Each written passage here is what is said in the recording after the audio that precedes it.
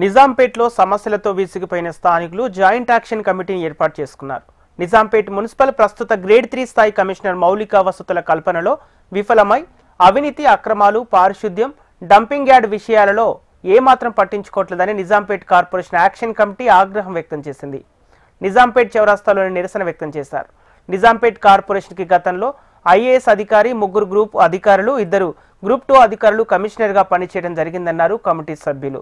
2022 నుంచి ఆ పరిస్థితి లేకుండా పోయిందని, దీంతో పాలన గాలి తప్పిందని వారు ఆగ్రహం వ్యక్తం చేశారు. అపరిశుభ్రమైన కార్పొరేషన్ ఏర్పడటానికి కారణమైన ప్రస్తుత కమిషనర్ తక్షణమే మార్చి ఐఏఎస్ లేదా గ్రూప్ 1 అధికారులను నియమించాలని డిమాండ్ చేస్తున్నామన్నారు. లేని ఎడల అతి త్వరలో కార్పొరేషన్ ప్రజలతో కలిసి కార్యాలయం ముందు ధర్నా చేస్తామని హెచ్చరించారు.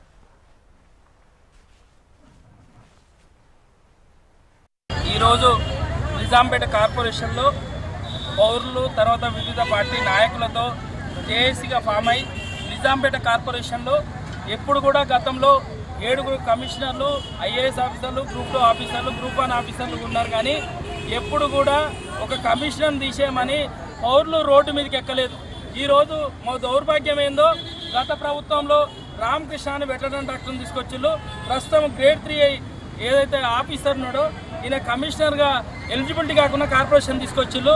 ఈయన వచ్చి దాదాపు 1 ఇయర్ నుండి ఈరోజు కార్పొరేషన్లో ప్రజల మౌలిక వసతులు పట్టించుకోడు, అక్రమ నిర్మాణాలు పట్టించుకోడు, ప్రజాధనం దుర్వినియోగం పట్టించుకోడు, సివిల్ వర్క్ల విషయంలో పట్టించుకోడు, ఆర్థిక నిధులు దుర్వినియోగంలో పట్టించుకోడు. ఎంతసేపు తన అధికార దుర్వినియోగం చేయడం, ఆఫీసులో అందుబాటులో లేకుండా ఉండడం, ప్రజా సమస్యలు తీసుకోపోతే పట్టించుకోకుండా ప్రజా సమస్యలు పోతే మాటలు చెప్పి పంపించి, అదేవిధంగా తర్వాత సివిల్ వర్క్ సంబంధించి కానీ ఉద్యోగుల విషయంలో కానీ తన వర్గానికే ఈరోజు ప్రాధాన్యత ఇస్తూ కార్పొరేషన్లో ఒక డివైడ్ తెచ్చిన ఇలాంటి కమిషనర్ మాకొద్దు.